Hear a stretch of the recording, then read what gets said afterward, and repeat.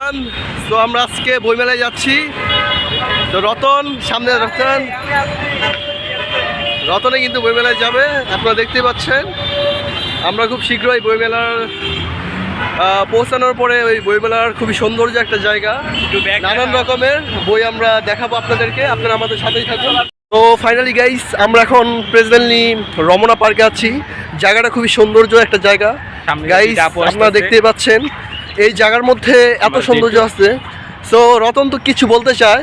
রতন, তোমার কেমন ফিল হচ্ছে এই জায়গার মধ্যে এসে? এই সামনে আপুর দুইটা আরো সুন্দর অনেক। ও আচ্ছা গাইস, আপনারা কিন্তু দেখতে পাচ্ছেন রতনে কিন্তু যেই কথাটা বললো। তো যাই হোক, আমরা এই রমনা পার্কের মধ্যে অনেক সৌন্দর্য জায়গা আছে, এটা আমরা তুলে ধরবো। চলে গেল দেখেন গাইস, তার ইন্ডিকেটর দেখেন গাইস। আচ্ছা যাই হোক, ফাইনালি আমরা আমাদের যেটা উদ্দেশ্য, আমরা ফাইনালি চলে যাব 21-এর বইমেলা। জায়গাটা খুবই সুন্দর অ্যান্ড ওই বইমেলার মধ্যে আমরা বিভিন্ন ধরনের বই দেখতে পাবো। স্পেশালি আমাদের উদ্দেশ্য হলো টিপু সুলতান। না, ভুল বলছো, টিপু সুলতান সে নিজেকে দাবি করে সে অনেক বড় একজন কবি। তাকে তার চেয়েও বড় কবি আমি। আচ্ছা, এই যে আমাদের সামনে আরেকজন কবি আছে। আচ্ছা যাই হোক গাইস, কোথাও যাবেন, আমাদের সাথেই থাকুন। সো ফাইনালি গাইস, আমরা এখন বর্তমানে বইমেলার দিকে প্রায় এসে পড়েছি। আর কিছুক্ষণ আসতে আমরা আমাদের গন্তব্যের মধ্যে পৌঁছে যাব।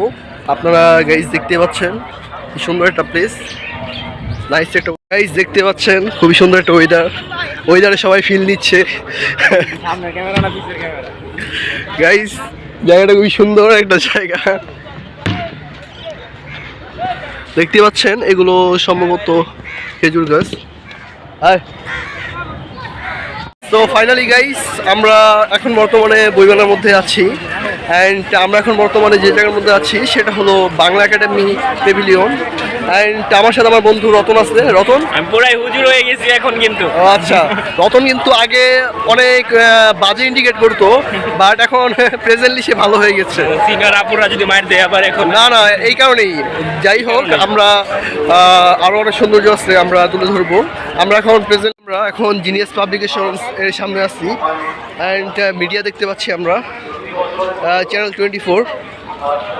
তো জানি না লাইভ চলছে কিনা না চলছে। তো ফাইনালি গাইস, বইমেলার মধ্যে আমরা এসে পড়েছি। এই জায়গার মধ্যে নানান রকমের বই রয়েছে, আপনারা দেখতে পাচ্ছেন। বিভিন্ন রকমের বই আমরা এই জায়গার মধ্যে দেখতে পাচ্ছি।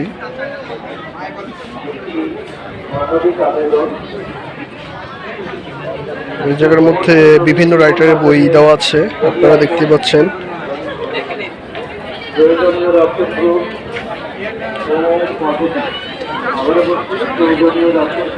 সো গাইস, আপনারা আমাদের সাথেই থাকুন, আমরা বইমেলার খুবই সৌন্দর্য তুলে ধরবো আপনাদের সামনে।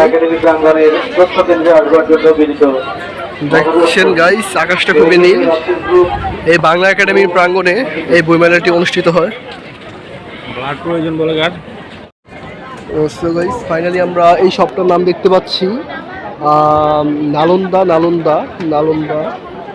নালন্দা শপ, এটা মেবি। এই জায়গার মধ্যে বিভিন্ন রাইটার রয়েছে অ্যান্ড বিভিন্ন রাইটারের বুকস আমরা দেখতে পাচ্ছি। সো আমরা ফাইনালি আরও সামনের দিকে যাই।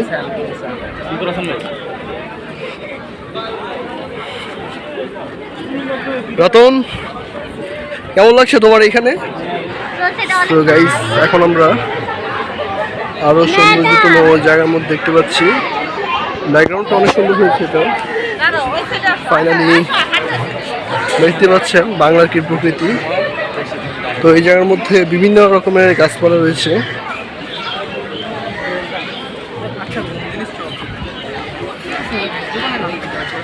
তো এটা আমরা দেখতে পাচ্ছি, নাম লেখা আছে প্রচারণা চালক নয়, প্রকৃত পাঠ আনন্দ পেতে হাসান রশিদের উপন্যাস পড়ুন, পাঠক বই। এই জায়গার মধ্যে আমরা বইয়ের লিস্টগুলো দেখি, কি কি বই রয়েছে। কে নিয়ে যাবে হারুনুর রশিদের খুবই সুন্দর একটি বই, চন্দ্রলেখার টুকরো কথন, নীলের ভালোবাসা, আর বিভিন্ন ধরনের সুন্দর বই রয়েছে। গাইস, আপনারা দেখতে পাচ্ছেন এই যে রতন, এই ছেলেটা এখন বর্তমানে খুবই একা। রতন, তুমি কি খুবই একা ফিল করছো? রতন হ্যাঁ, তুমি কি খুবই একা ফিল করছো রতন? অনেক। রতন খুবই একা ফিল করছে, কারণ সে তার ওয়াইফ বাসার মধ্যে। তো তার ওয়াইফকে, তুমি তোমার ওয়াইফকে সাথে আনলা না কেন রতন? লিগেল কথা বলবো না, লিগেল কথা বলবো না না রতন, তুমি অবশ্যই লিগেল কথা বলবা। এই বইমেলা খুবই সৌন্দর্য একটা জায়গা, তো অবশ্যই বলবা। তুমি আনতে দিয়েছো তাকে? কাহাকে? তুমি কাহার কথা বলিয়াছ? তোমার ভাবি, তোমার ভাবি।